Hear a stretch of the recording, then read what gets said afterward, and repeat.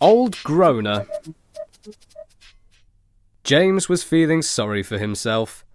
"I'm getting old," he grumbled to the other engines one morning. "I can't get about like I used to. It's all right for you younger ones, but my wheels are getting stiff."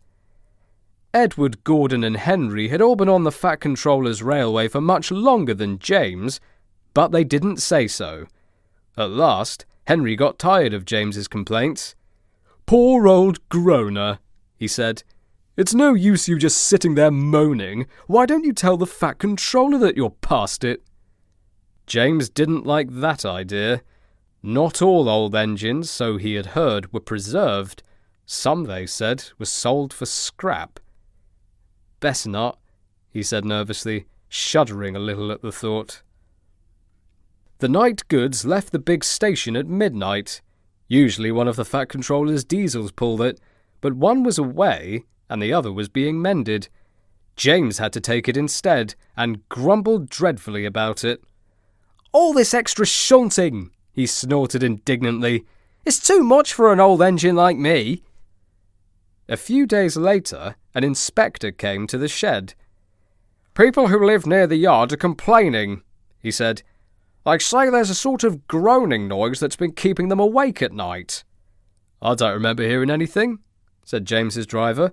"We were there until midnight." "That's right," agreed the inspector. "That's when they say it's stopped." "It's probably only James moaning and groaning with his extra shunting," suggested Henry cheekily. "Shut up," retorted James.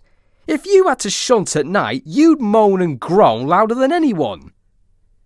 That night, James's driver and fireman listened carefully.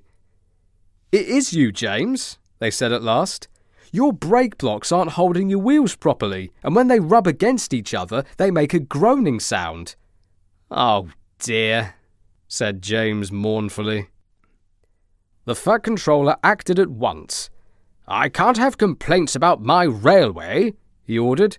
"Donald and Douglas shall take turns on the midnight goods until the diesels return. James must have his brakes seen to at once." James was pleased not to have to pull the midnight goods, and even happier at not having to shunt in the night. But even though his brakes were mended, the nickname of Old Groaner stuck for several weeks afterward.